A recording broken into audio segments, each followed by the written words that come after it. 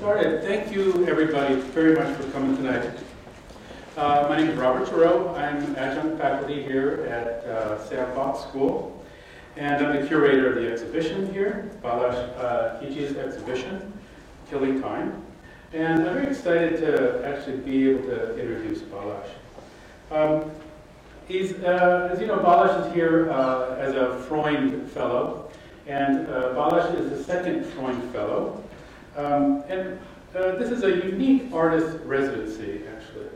And it's made possible because of Michael Freund and the Freund family and their great generosity and their love of art. And I want to thank them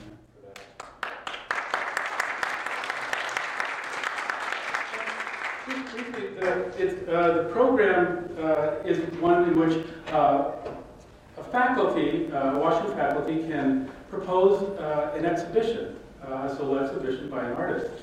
And once selected, the artist then comes to St. Louis and then works with students, teaches for 2 months, and then puts together an exhibition, a solo exhibition. And it's just a wonderful opportunity to take advantage of an incredible museum.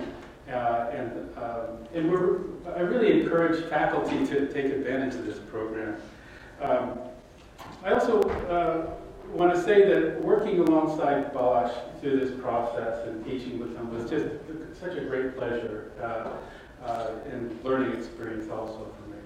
And in this process, I just can't say enough also about how wonderful it was to work with the museum. And actually how helpful and professional they were about everything. And really, with Sabine and Meredith and Rachel and Jane Neidhart and all the installers and staff, I mean, it just couldn't have been easier to work with someone. And really just terrific experience. So thank you so much. It's an incredible team they have over there, and we're really lucky to have them. So I'd also like to thank Carmen, of course, and for all his help and support, and also Buzz. And a special thanks to Joe Adrian and Becky Cohen and the Hungarian-Missouri Educational Partnership. Köszönöm szépen. And a special shout out also goes to Zlatko Kosek and all his wonderful work, and Christopher Upger, Kathleen Beccario, and Andy Woodard. These are some of the students that helped us very closely, and students who helped us, and were very close with us, and also to Ken Marks, who's a singular, interesting individual. So a little more about Balázs then. Balázs is one of Hungary's leading artists, and he was born in Hungary in '58 and attended the Hungarian Academy of Arts, where he studied painting and mural arts. And he now lectures actually there and runs the graduate program and PhD program there. He's had so many exhibitions, I'm not going to bore you and list them, just to say that he's shown at the National Gallery 3 or 4 times, and the Hungarian National Gallery 3 or 4 times. And of course was a Hungarian representative for the 2005 Venice Biennale. And he's had solo shows in New York and throughout Europe. Balázs Kicsiny creates sculptural installations using, if you went to the show, life-size human figures that are set into the site of exhibition as tableaux. One can think of them as frozen performances. They're always faceless. His protagonists are captured in the moment of some strange, non-rational event. There are multiple references include surrealism, time consciousness, and the absurd. The title Killing Time is a play around the notion of time and the ideas of time. For example, time being terminated or time's end, leisure time or idle time, the moment in which to kill. And also, killing time I see probably less violent and more as the present moment, which is stretched into a form of timelessness. Here, Kicsiny is created a fragmented narrative, a puzzle of sorts, with no real fixed meaning. As in his other works, these are visual non sequiturs. That is, they're sites of doubling where objects or signs from different orders or different spatial grids whimsically collide and fatally explode the foundational ground of representational thinking in art and language. A last thought, John Stetziger gave a talk here on Saturday, and I was quite struck by a parallel between John's work and Balázs's work. John on Saturday spoke of trying to slow down the world with his images. And it struck me that something similar is in the spirit of Balázs's work, and something they share. And that is that I would argue that Killing Time can be seen, and I'll cite the philosopher Gilles Deleuze, as the irrational or incommensurable interval of a time image.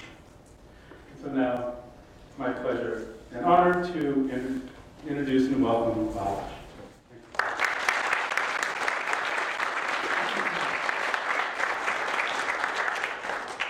Thank you very much, Robert. And first of all, I have to repeat Robert with a few sentences. First of all, I would like to thank Michael Freund and the Freund Visiting Artist Program for making possible my exhibition here in the Kemper Museum, and for the 2 months teaching fellowship in the Washington University Sanford School of Art and Design Graduate School. Also, I am very thankful to Robert Gero, philosopher, artist, and lecturer, who has generously supported me during my Freund Fellowship. And without him, I would never have had this opportunity.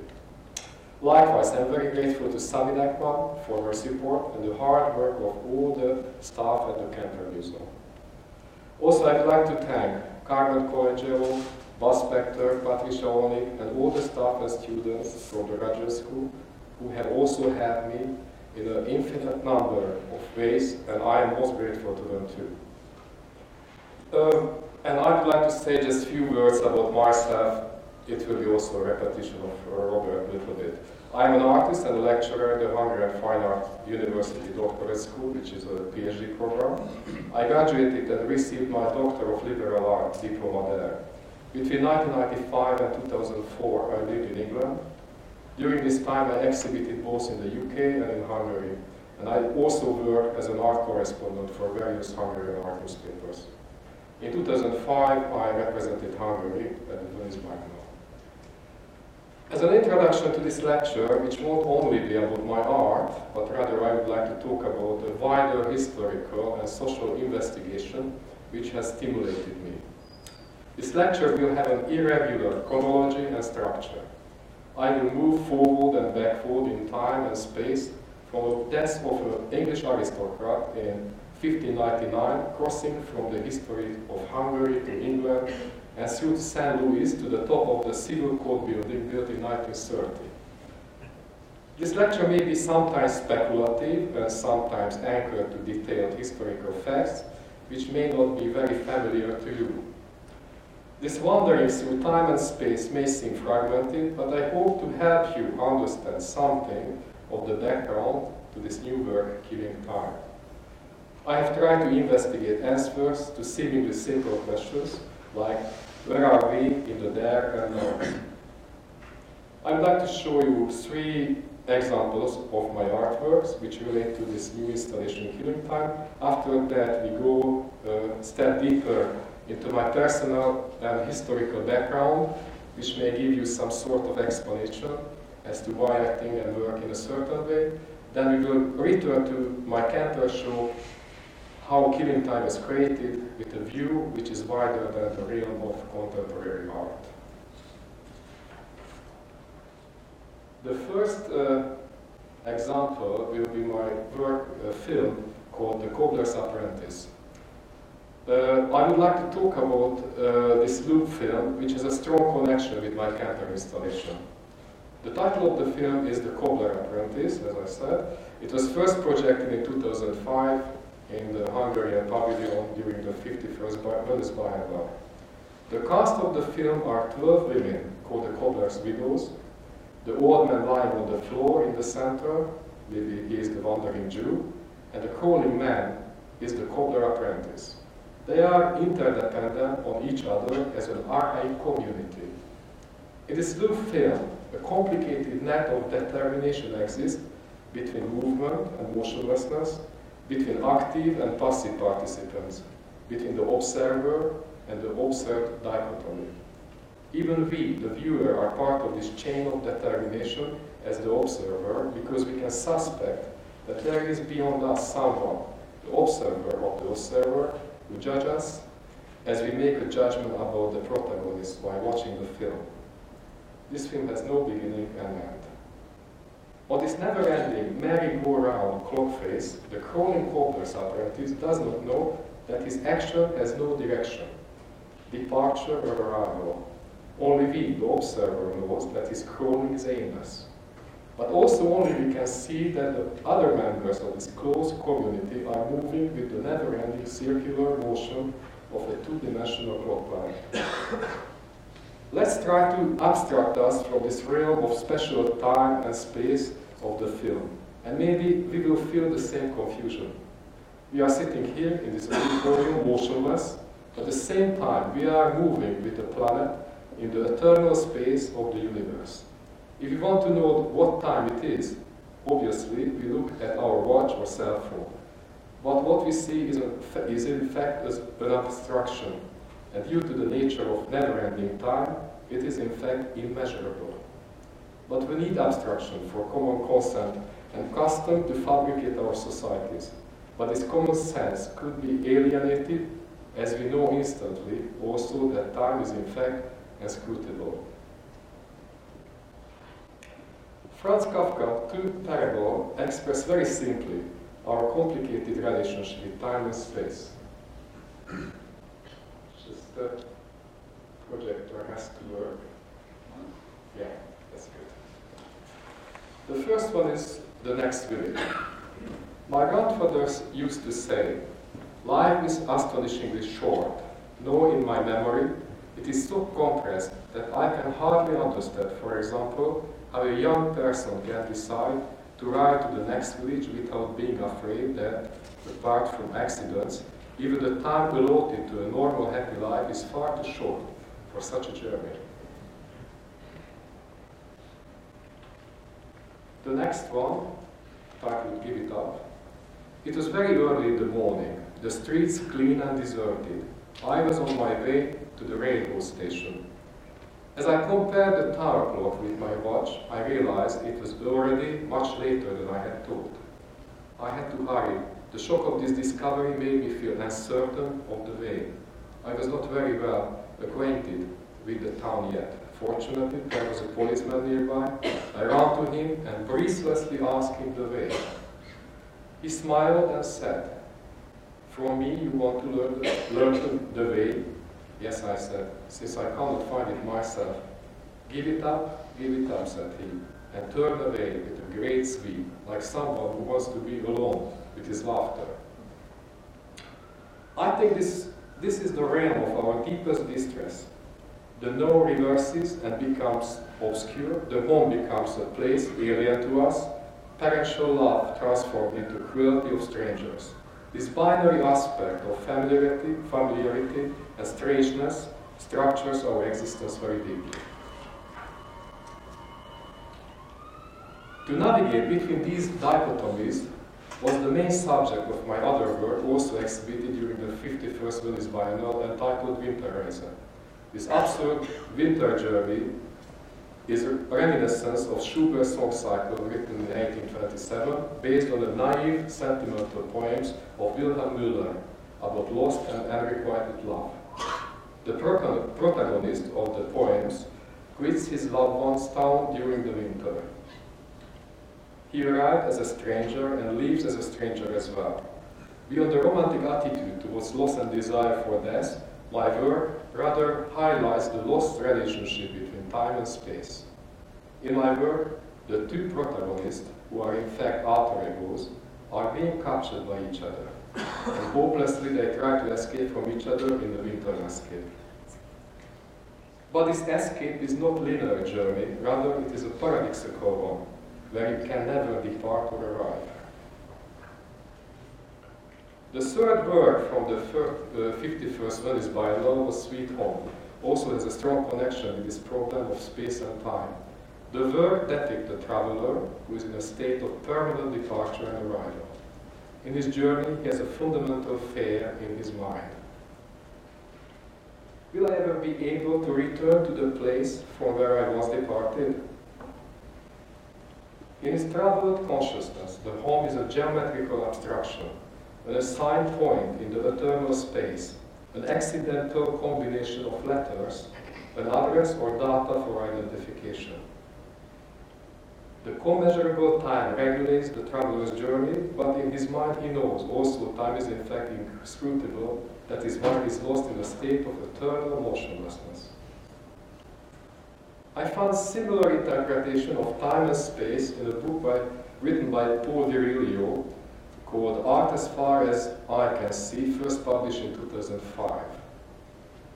In fact, what is profane with this reversal of perspective is the concrete orientation of our view of the world, of a world once panoramic, open to infinitely big, which thanks to the acceleration of reality, suddenly becomes the hypercenter of interactivity, to the detriment of universal exteriority delivered up to the lack of localization, to the loss of any true position, ethical or political, where the thin habitable film of geophysical expanse is internalized, literally locked up in the world time of immediacy and its panoptical ubiquity.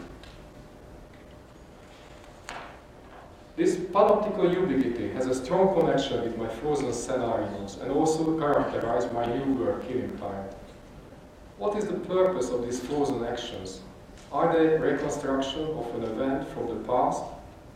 Or are they some kind of fragmented parables without edification, making it impossible for us to figure out their message?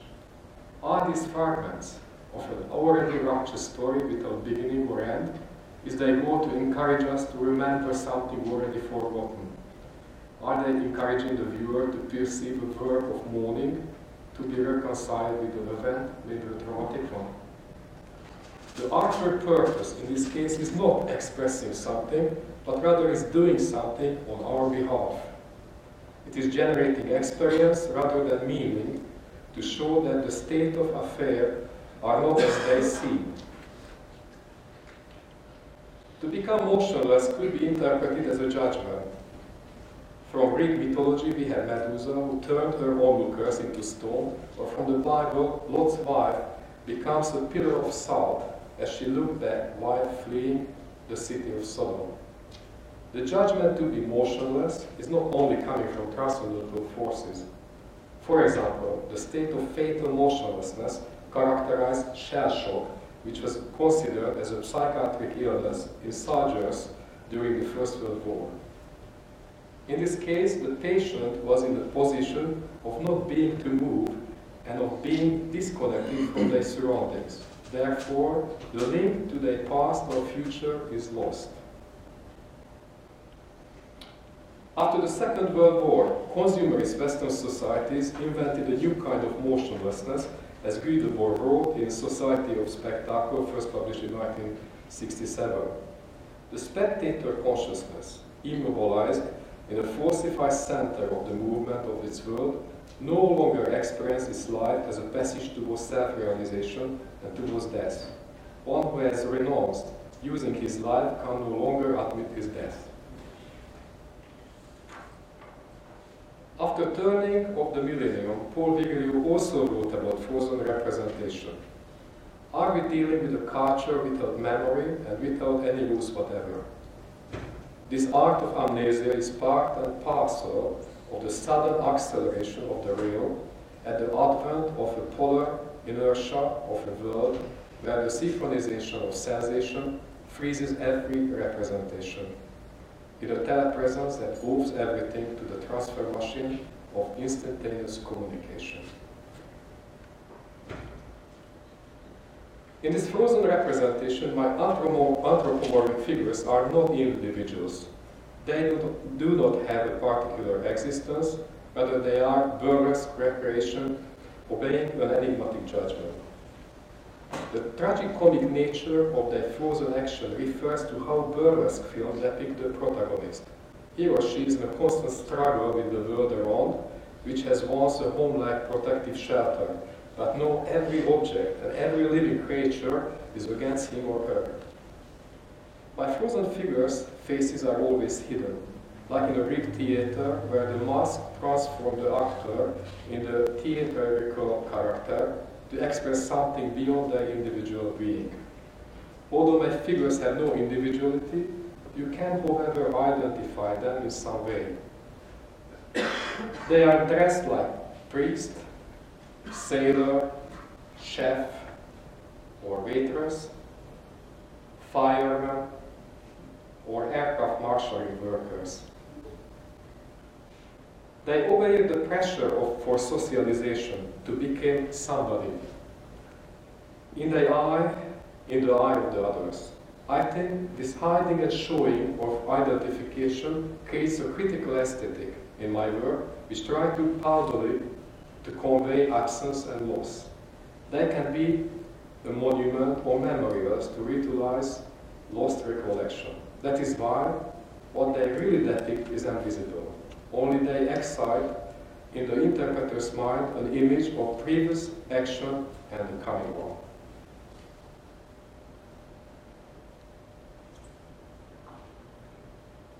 During the time when my frozen performances are on display in the exhibition space, they are inseparable from the audience. There is no stage, no cordon. They are at the mercy of the audience. This defenselessness encourages the viewer to be reflective. The beholder can look in the figure's face as looking in the mirror. Both of them give meaning to each other's existence. The term of surrealism has been used several times to describe my work, special temporal uniqueness. But I feel a stronger connection with détournement invented by the international situationist movement. The term détournement is usually translated into English as a diversion, and was the method of artistic creation used by the situationists in the 60s.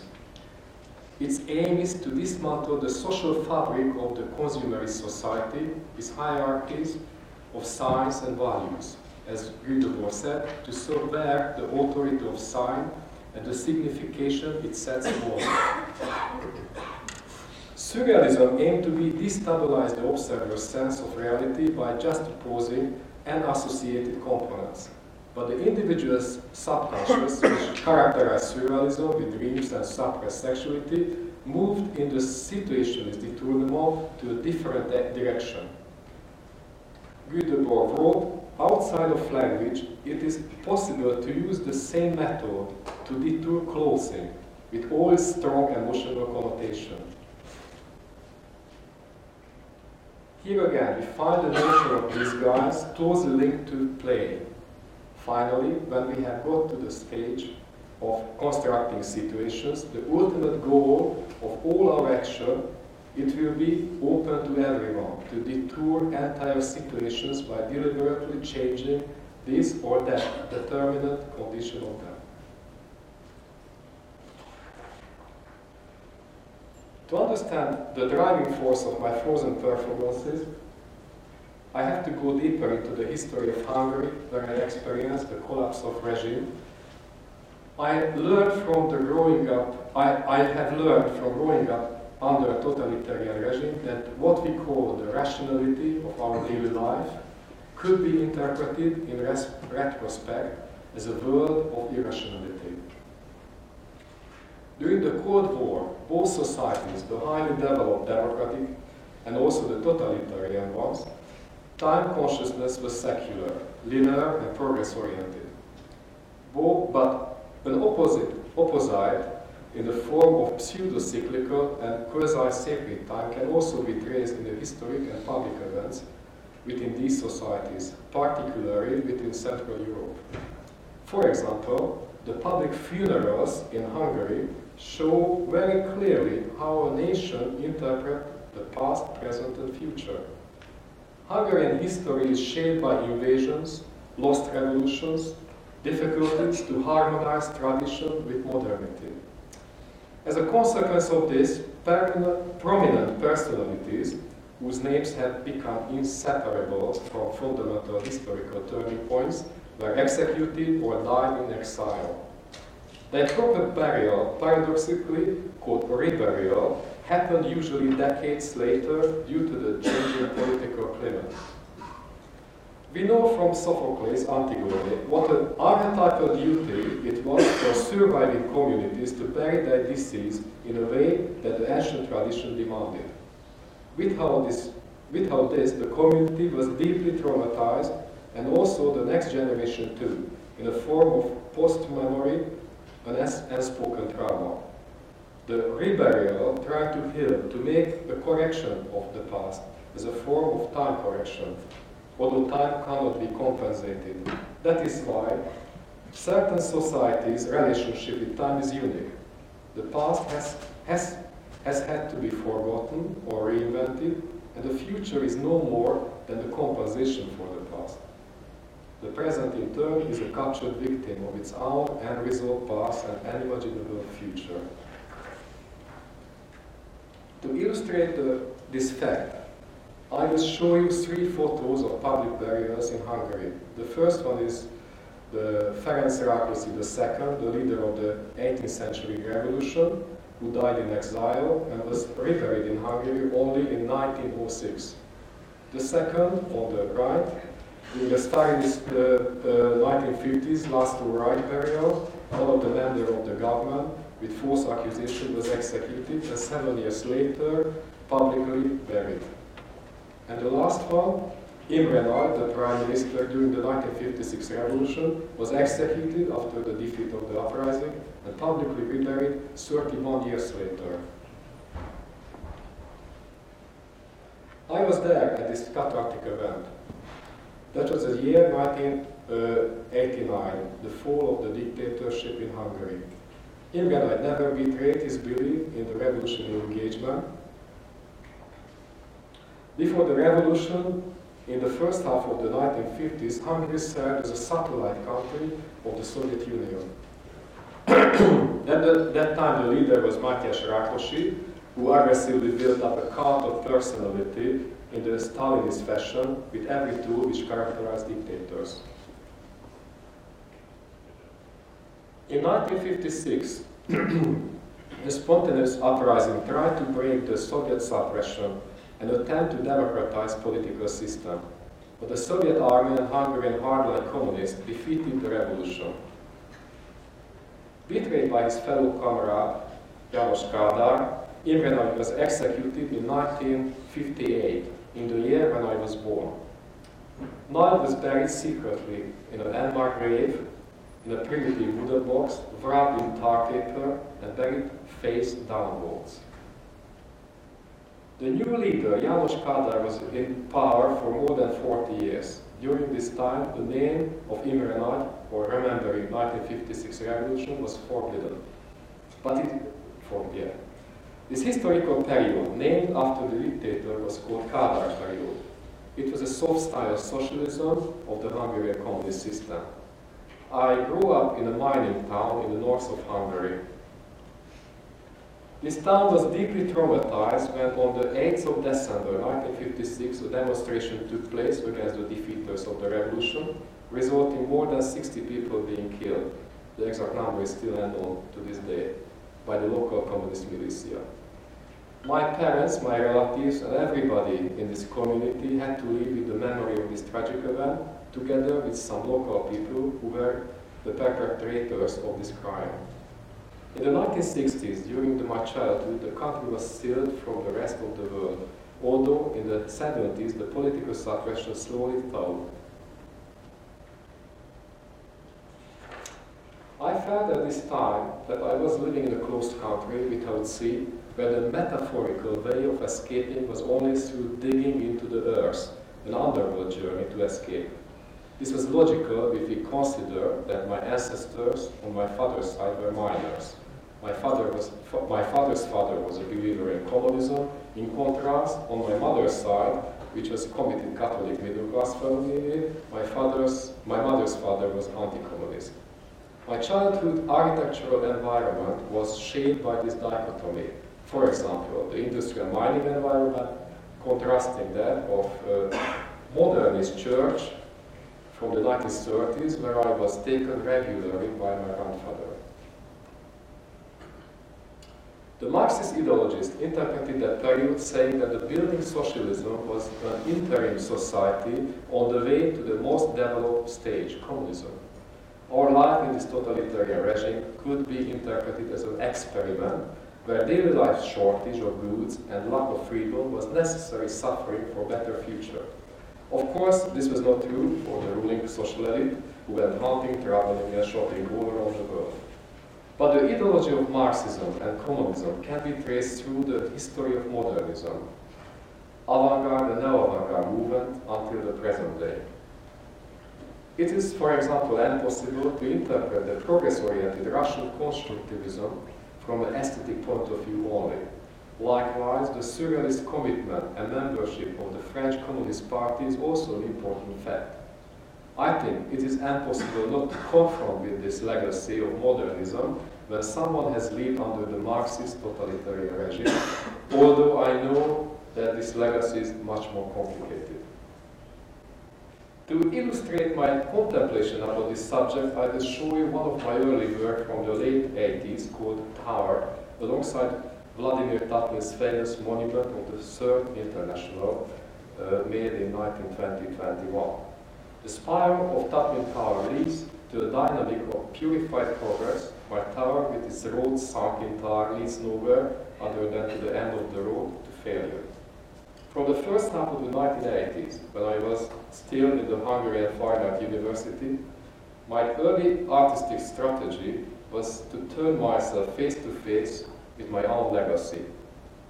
The suspicion about progressory ideologies raised a question in me about authenticity, the meaning of my own existence, like him asking Clow in Beckett's Endgame. We are not beginning to mean something, you and I mean something, and that's a good one. Also, I was, and still I'm interested, what we call reality, real time, real place, like the Greek philosopher Gorgias, who questioned these issues in his thesis. The first one, nothing exists. The second, even if something exists, nothing can be known about it. The third one, and even if something can be known about it, knowledge about it can't be communicated to others.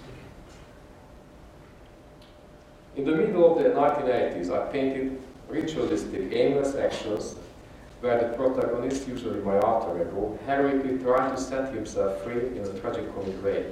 Often I placed the subject of the painting in an industrial mining context where the figures are armed with daily objects, like for example a cleaning powder called VIM.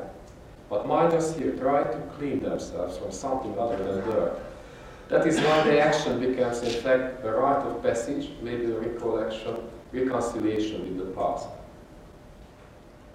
In the early 1990s, my interest in questioning existence or reality directed me away from closed art forms like painting or sculpture to the three-dimensional intervention into the real time and space of the audience.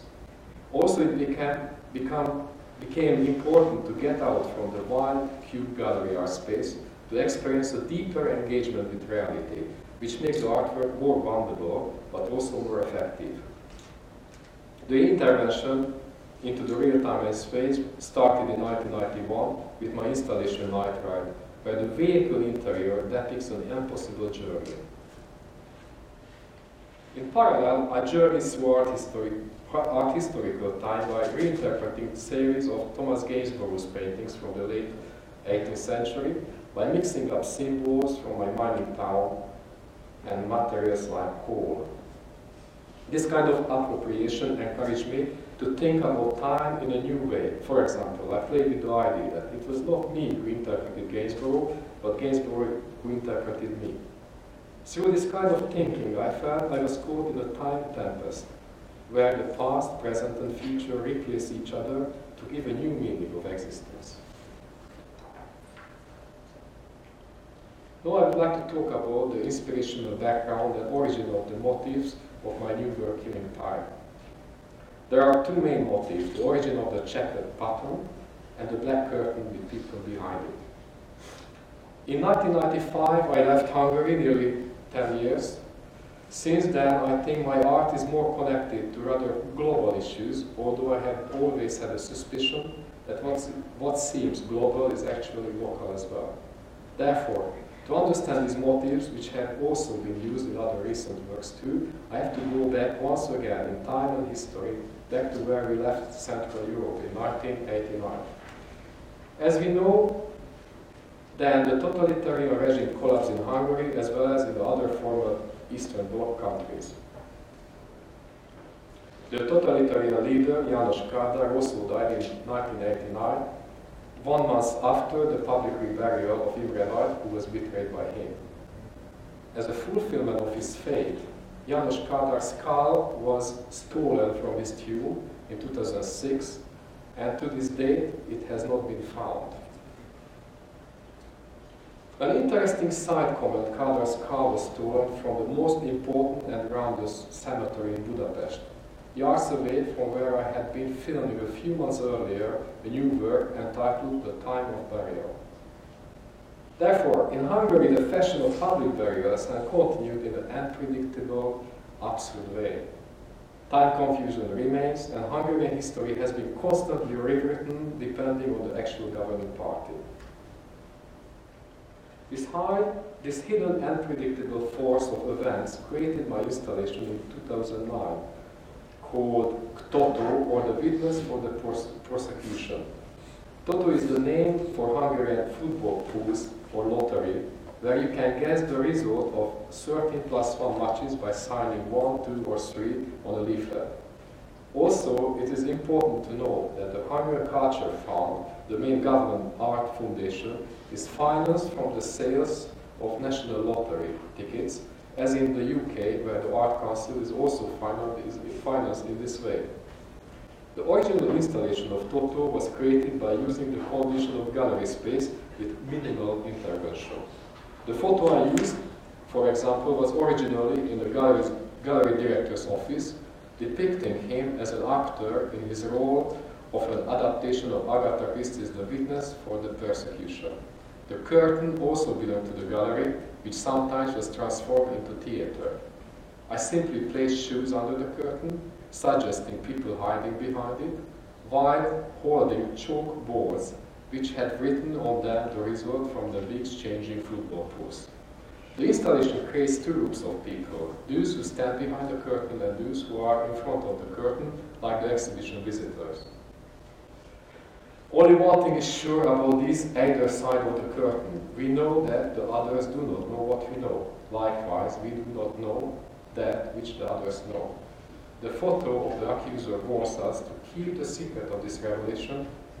In Killing Time, the installation, in the Killing Time installation, the original football pools had been replaced by the TV show America Got Talent, where 3 jurors used 3x to judge the attraction.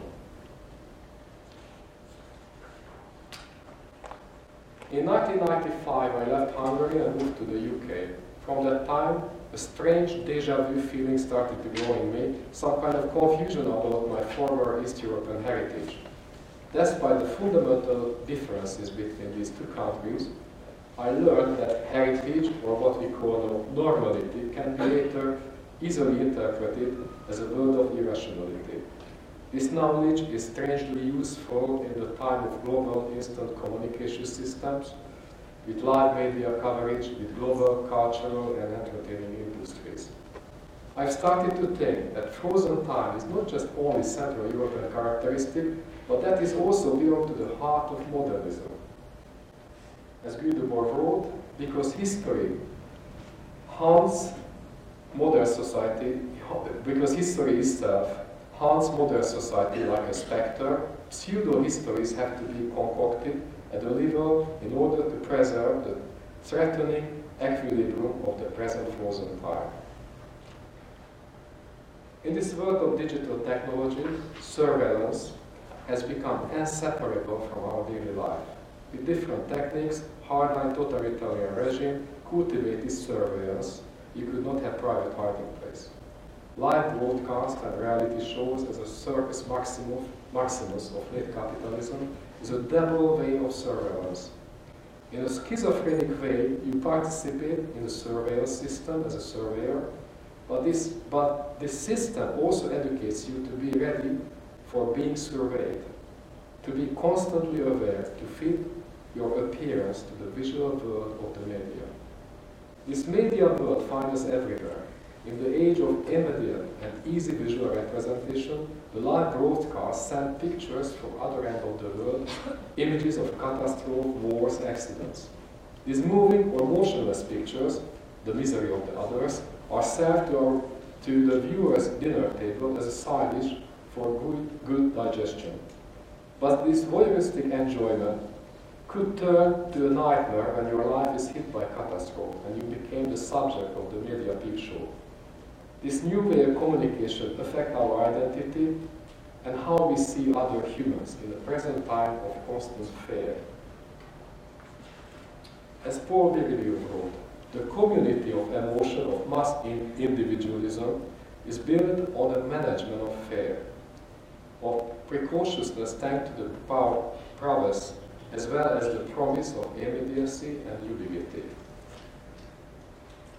The global world of mass entertainment and instant communication also creates fetishism and irrationality, which reminds me of the cult of personality from the totalitarian regimes.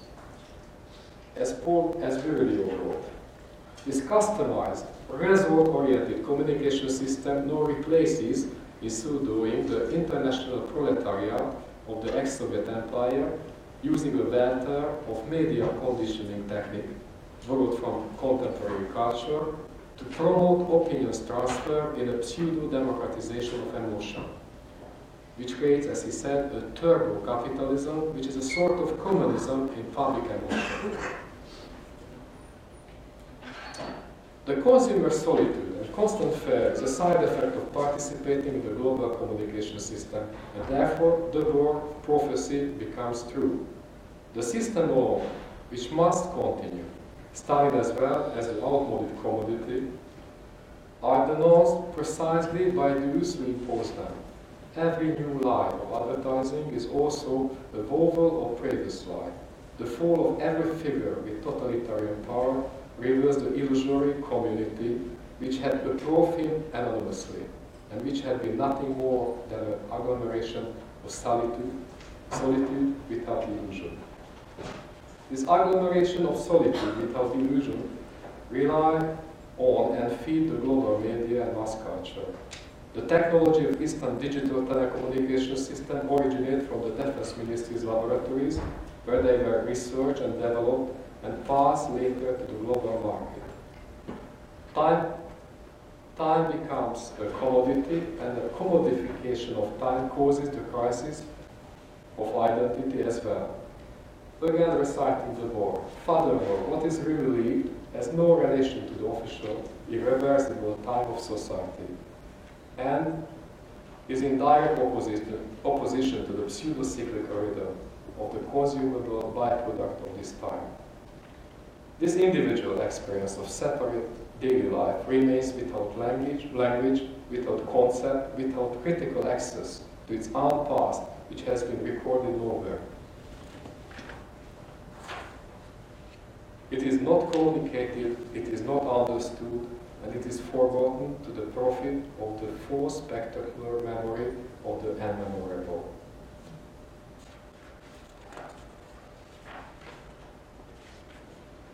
But if we want to investigate deeper the origin of killing time, we have to go back exactly 415 years, 6 months and 7 days to London, when Henry Carey, 1st Baron of Hudson, died in Somerset House.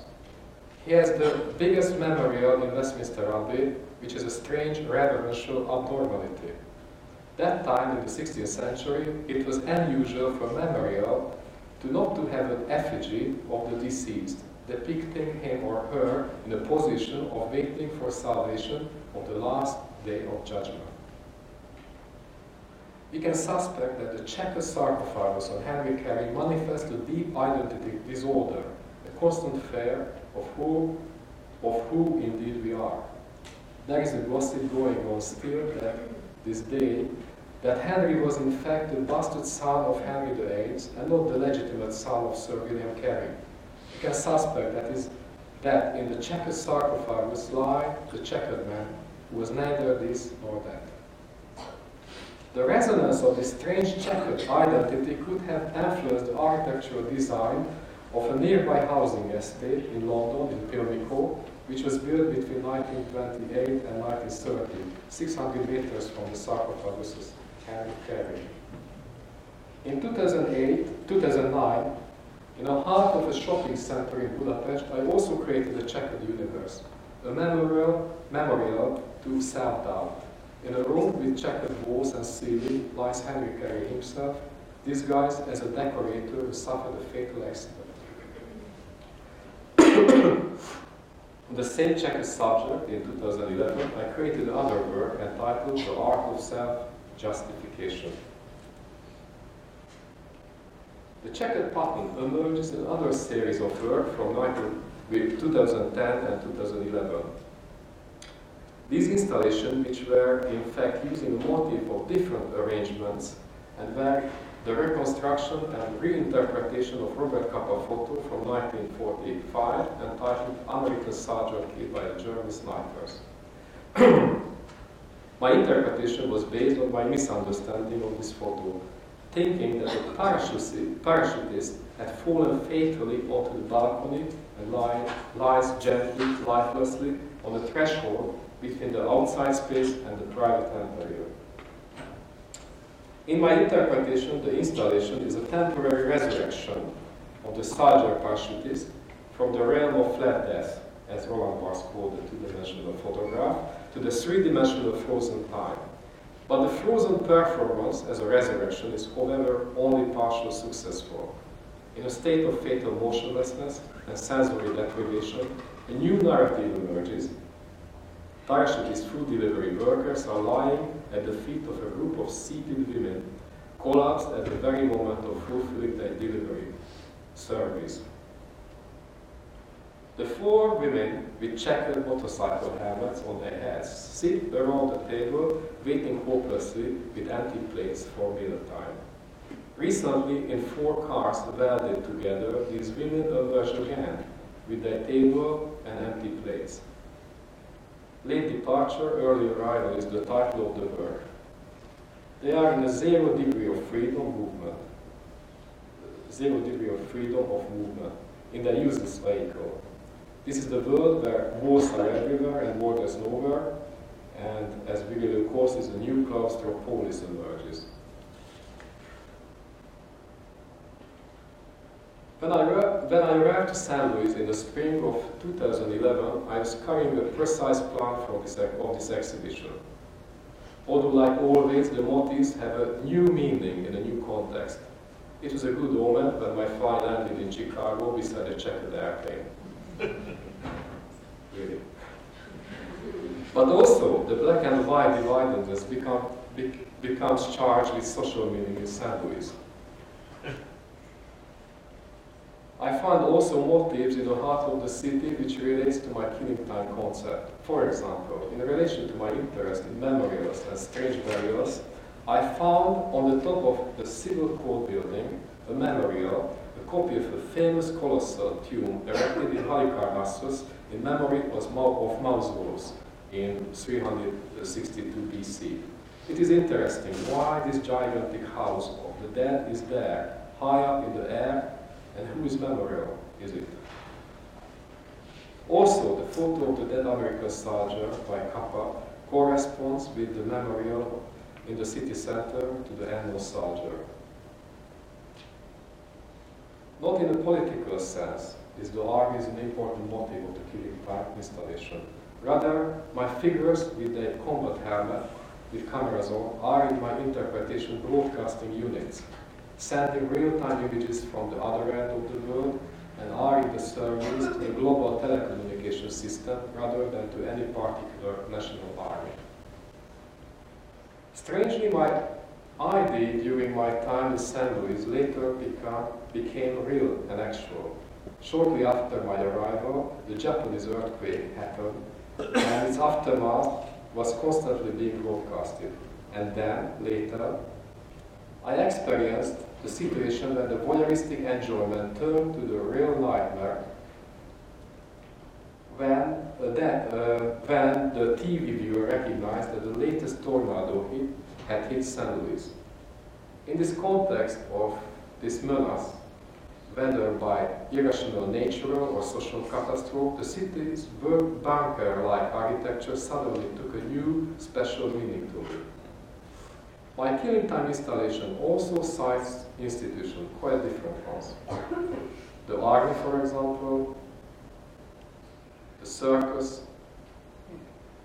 the restaurant. In all of them, people are served to protect or kill, or to entertain or feed. The installation depicts how these functions are mixed up, confusing us, to who is serving who, and for what purpose, and where we are in fact caught amongst these components. The figures, the chef, the waitress, and the figures are, as the couple, also embody the confused cast of who is who and where we are and when. Their closed circuit relationship is unconnected by surveillance cameras. They are, as states Virilio, literally locked up at the world time of immediacy and is panoptically ubiquity. This installation could be interpreted as a memorial to the lost reality, a frozen ritual which became a ruptured victim of its own subject, the loss of real time and place. Thank you very much for your attention.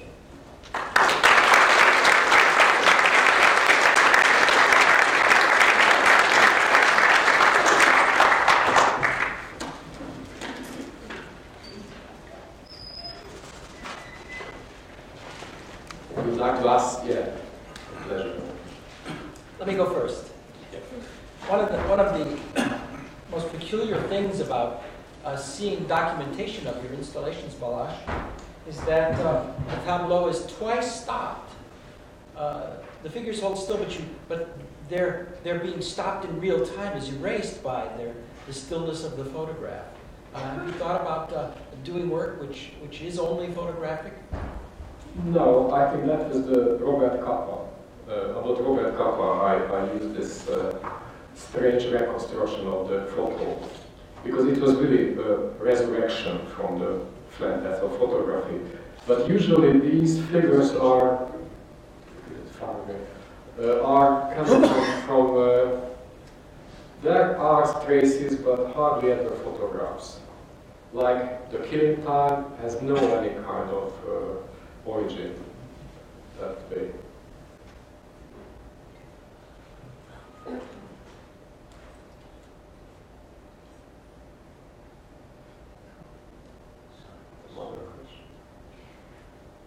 Yes?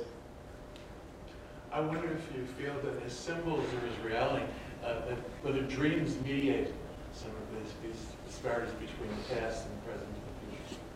What about dreams? The very strange thing, never any dreams like that I don't have. Really. This is absolutely, I just opposing reality, I have to say. But my dreams are much more boring, I think. Even Calderón de la Barca. Well, that's why surrealism is a little bit problematic for me, because I don't resurrect my figures from dreams. That's, I think, but who knows? Who knows? Yes? Could you talk a little bit about the current situation in Hungary and whether it provides any surrealistic inspiration for you in your work? Yeah, the easy thing to come from Hungary, for example, you don't need to be surrealist, because what produced the actual political situation, and it's true, it's always true, is always very surrealistic. Like when I was working on this project in last year spring, and I wrote my dissertation in 2008. Therefore, that's reinvented past text I quoted that was written in that dissertation. And it's just incredible how now what's happening is exactly the same thing. Like going back to the past and reinterpreting the past, giving some new meaning, some new forces for the future. But by that, it's just, of course, the effect on the nation is some kind of basic doubt about what is fact and what is fabrication. And that's true, actually. It's not just this government, but it's true about how the Second World War was not properly reconciled, the Hungarian participation in it, and also how after the First World War, the collapse of the Habsburg monarchy was not properly discussed. And the whole Central Europe is a little bit carrying this heritage, this quite tragic heritage, I think. Yes? Can you talk a little bit about how you decide if you're going to use male or female figure? Yeah, I know it's really an interesting question because from gender point of view, you have to make a judgment. But I have to say, I think it's very important what kind of background you have. And I'm coming from this Central European place where, from gender point of view, it's complicated to say, but there's a very strong woman domination in family life, for example. Therefore, that kind of Puritan, Protestant gender dividation had a very different kind of history in Hungary. Therefore, this is not some kind of gender statement, how I use woman and male figure. But I feel I have to have this kind of, to make the complexity of the work, I have to divide sexually the figures. But when they are not divided, I think these are alter egos. These are the same person in repetition or a different kind of movement. We can always tell if it's male or female, right? I think so, or I hope. Maybe the cast is not clear. I'm just curious. Yeah. It's important, the sex, but it's a little bit difficult to explain really from gender point of view. I don't think so it has any kind of message in that way. That's true. This kind of struggle or this kind of frozen performance is true to any kind of sexism. That's much more reconstruction, some kind of panoptical reconstruction of the society than any kind of specific class or sex in the society.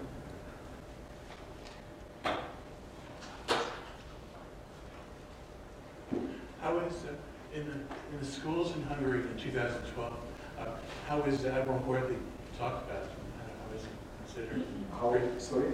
How do the schools talk to children and teenagers about Admiral Worthy before 1945?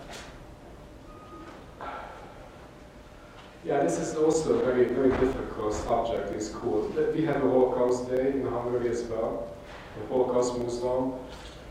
But this kind of traumatic past is very difficult to be face to face. Like the deportation of the Jews in Budapest and in the countryside, which is a very tragic event. And I just created an exhibition of a Hungarian painter and writer who died in the 1980s, age 80, who survived all these traumatic events as a deaf and Jewish person, and went through all the big traumatic situations, and somehow his art was beautifully flourishing even with these very negative experiences. But also, I have to say, this kind of ruptured history and ruptured memory is very causing, I think, this kind of frozen performance, is how I'm depicting human body. And this relates to this question. Therefore, just to summarize, yes, they educated openly, and we have Holocaust Day, but the real confrontation with the past and the real reconciliation is still waiting.